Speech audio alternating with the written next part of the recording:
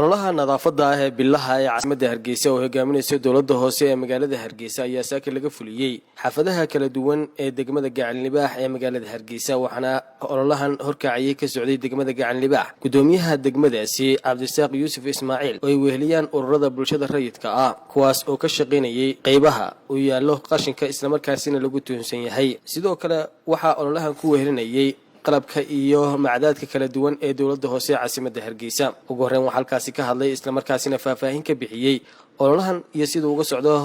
degmada Gacanlibaax gudoomiyaha degmadaasi Cabdisaaq Yuusuf Ismaaciil rasuulullaahi sallallahu alayhi wasallam saaka ay tahay subax khamiisa subaxii ololaha aan u lahayn bisha dhamaadkeeda dhammaan waxaan aad iyo aad halkan ka salaamayaa dadweynaha xaafadan isugu yimi ee maanta nala nadiifinaya goobtan maanta qashin gurka ah ee aanu noocaynayd aad iyo aad bay u mahadsan yihiin aadna waanu salaamayaa saaka 6 subaxnimo ayaa halkan ka bilownay inta halkan waxa weeyaan xaafadda Hilaacba la yiraahdo weeyaan intaasoo qashin oo tan ayaanu ka qaadaynaa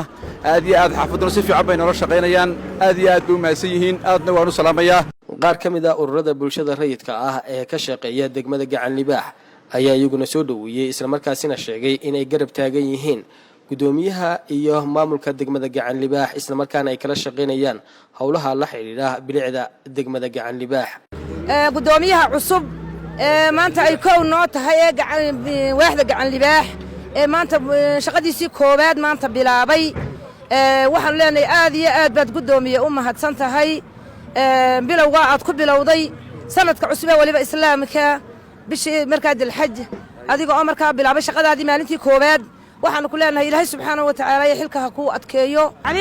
halkan ugu horreey waxaan uga mahadnaqaynaa madaxweynaha jamhuuriyadda Soomaaliland mudane Muuse Biixi Cabdi ku xigeen waxaan u mahadnaqaynaa ilaahay ka sakow waxaan u mahadnaqaynaa maayarkayaga nadiifiyay alxamdulillaah rabbil caalamiin waxaan leenahay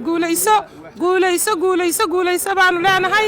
waxa ku xiga gudoomiyaha cusub ee waaxda Gacanlibaax dhammaan ugu horreey waxaan u mahadnaqayaa mahad ilaahay baa iskale maayarka caasimadda ee ku-xigeenka caasimadda kusuuha caasimadda gudoomiyaha waaxda Gacanlibaax gudoomiyaha ku-xigeenka dhammaanba shaqaale weynaha degmada Gacanlibaax dalladaha ka dhisan dhammaantoodba xaafadda Gacanlibaax waa u mahadnaqaynaa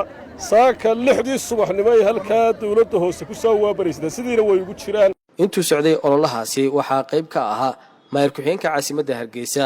waxaan aad iyo aad ugu mahad celinayaa maamulka degmada ugu horeeya gudoomiyaha degmada iyo gudoomiye ku-xigeenka tiimka degmada dhammaantood